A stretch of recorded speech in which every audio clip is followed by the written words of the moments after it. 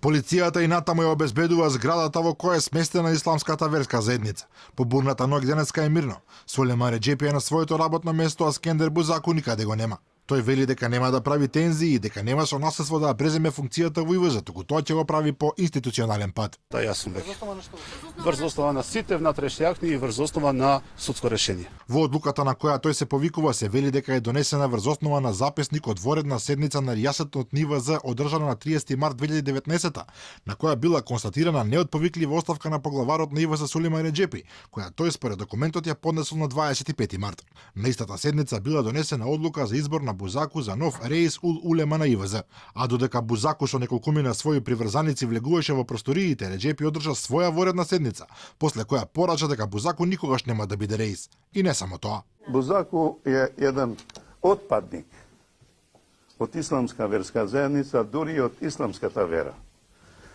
Ја гарантирам, се колнам во Аллах, тој ако е муслиман, ако тој е муслиман,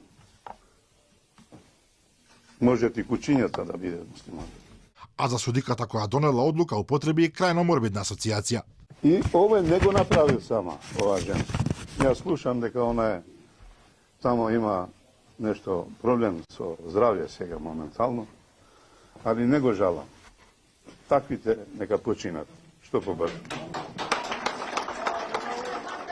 Поради оваа изјава од обвинителството соопштија дека реисот наскоро ќе биде повикан на распит за ширење на говор на омраза, но ќе има испајување со предметот кој веќе е отворен против Реджепи, а по пријава на Крстишкиот комитет за човекови права. Тој пак ја обвини власта за целиот скандал, пошто порача дека ИВЗ и владата повеќе не се на иста страна.